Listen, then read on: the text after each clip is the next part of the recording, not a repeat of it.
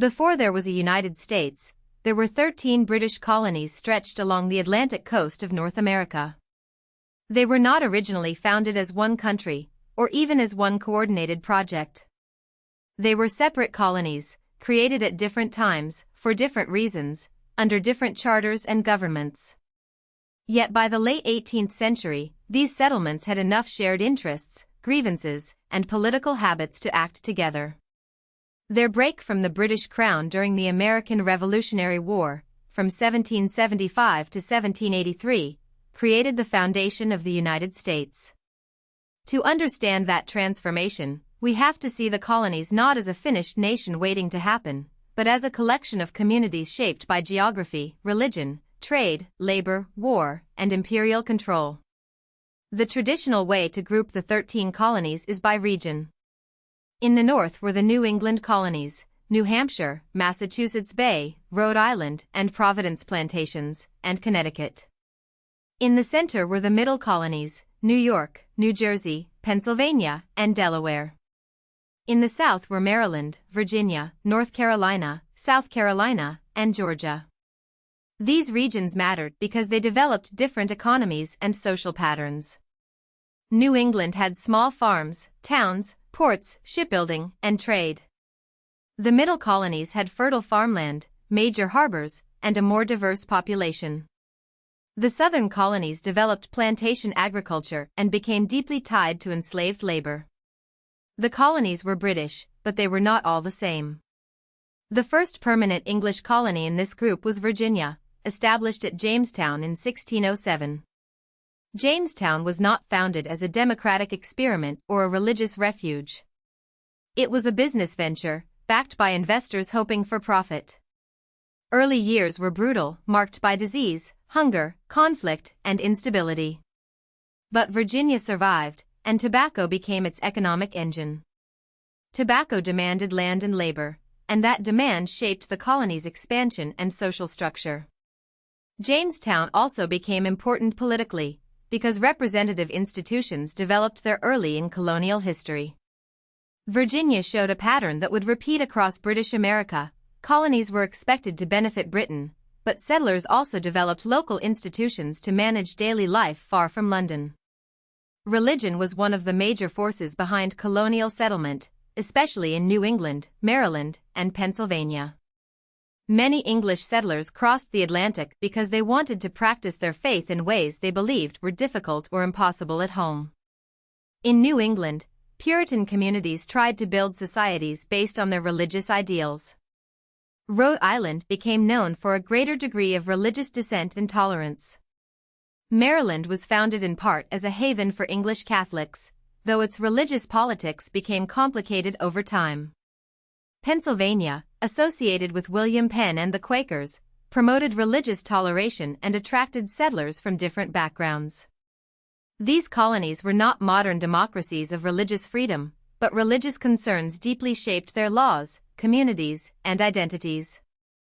Other colonies were driven more directly by trade, land, and strategic expansion. New York and New Jersey emerged from the former Dutch colony of New Netherland, which the English took control of in the 17th century.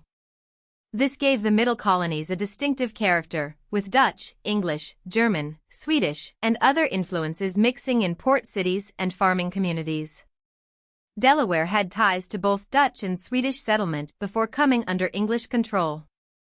In the South, the Carolinas and Georgia reflected British ambitions to expand settlement, produce valuable crops, and strengthen imperial control near Spanish Florida. The 13 colonies were part of a much wider British America that included Canada, the Floridas, and Caribbean colonies, but these 13 coastal colonies eventually moved in a different political direction. Across the colonies, population growth was dramatic. Between the early 17th century and 1775, the population rose from only a few thousand Europeans to about 2.4 million people. This growth came through immigration, natural increase, and the forced movement of enslaved Africans. But it also came at a devastating cost to Native Americans. Colonial expansion displaced indigenous peoples from land they had occupied and governed for generations. Disease, warfare, broken agreements, land pressure, and colonial violence transformed native societies. The story of the 13 colonies is therefore not only a story of European settlement and political liberty. It is also a story of dispossession, conflict, and the expansion of a colonial world over existing native nations. Slavery was legal in all 13 colonies, though it looked different from region to region. In the southern colonies, plantation agriculture made enslaved labor central to the economy, especially for crops such as tobacco, rice, and indigo. In the middle colonies in New England, slavery was less dominant numerically but still present in households, ports, farms, and trades. Enslaved people were treated as property under law, denied basic freedoms, and forced to labor for the wealth of others. This reality is essential to understanding colonial society. The same colonies that later argued for liberty against Britain contained systems of unfreedom at home. That contradiction would become one of the deepest tensions in American history. Politically, the colonies were under the British Crown, but they had important habits of self-government. Each colony had its own administrative structure, and many had elected assemblies that handled local taxation, laws, and public business. These assemblies did not represent everyone. Voting was usually limited by gender, property, race, religion, and status. Still, compared with direct rule from London, local elections and local legislatures gave colonists a strong expectation that they should have a voice in decisions affecting them. Over generations, this created a political culture in which colonists saw themselves as British subjects with inherited rights. They did not initially seek independence. They wanted what they called the rights of Englishmen, including the idea that taxation should require representation. Britain viewed its empire through the logic of mercantilism. Under this system, colonies existed largely to strengthen the mother country. They supplied raw materials, bought manufactured goods, and participated in trade networks designed to benefit the British economy. Laws could restrict colonial trade, shapeshipping, and direct wealth toward the empire. For much of the colonial period, many colonists accepted this system or found ways to work within it, legally and illegally. Distance also mattered. London was across the Atlantic, communication was slow, and colonial governments often handled practical problems themselves. But when Britain tried to tighten control and raise more revenue, especially after expensive imperial wars, the balance between imperial authority and colonial autonomy became harder to maintain. A major turning point was the French and Indian War, fought from 1754 to 1763. This conflict was part of a wider struggle between Britain and France, with native nations allied in different ways according to their own interests. In North America, the war helped determine control over vast territories. Britain won, but victory came with enormous costs. The empire now had debts to pay and new lands to manage. British officials believed the colonies should help cover the expense of their own defense and administration. Many colonists saw things differently. They had fought, paid, and suffered during the war, and they resisted the idea that Parliament in London could impose new taxes on them without their direct consent. During the 1750s and 1760s, the colonies also became better at communicating with one another. Instead of dealing only separately with Britain, colonial leaders, printers, merchants, and political activists began sharing information across colonial borders. Newspapers and pamphlets spread arguments quickly for the time. A tax protest in one colony could become a warning to another. Ideas about rights, representation, and British constitutional tradition circulated widely. This intercolonial communication did not erase local differences, but it helped create a shared political language. The phrase "no taxation without representation" captured the central complaint.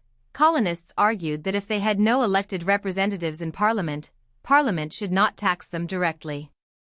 The conflict escalated because Britain and the colonies interpreted authority differently.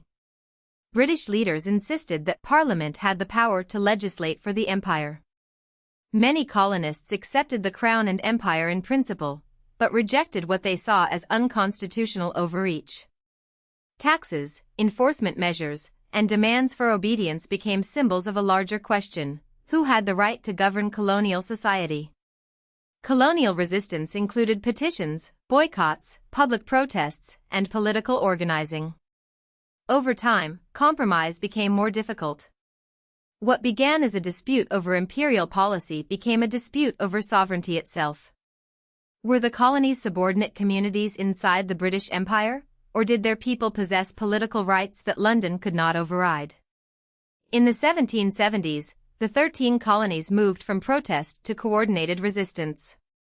They joined together in the Continental Congress, an institution that allowed representatives from different colonies to debate common action. When fighting broke out in 1775, they raised the Continental Army. In 1776, they declared independence, claiming that the colonies were no longer under British rule but were free and independent states. The Revolutionary War that followed was long and uncertain. The American cause gained crucial support from France, and smaller degrees of help from the Dutch Republic and Spain. By the war's end in 1783, the break was recognized. 13 separate British colonies had become the political core of a new nation, the United States of America. If you found this helpful, please like this video and subscribe for more explainers.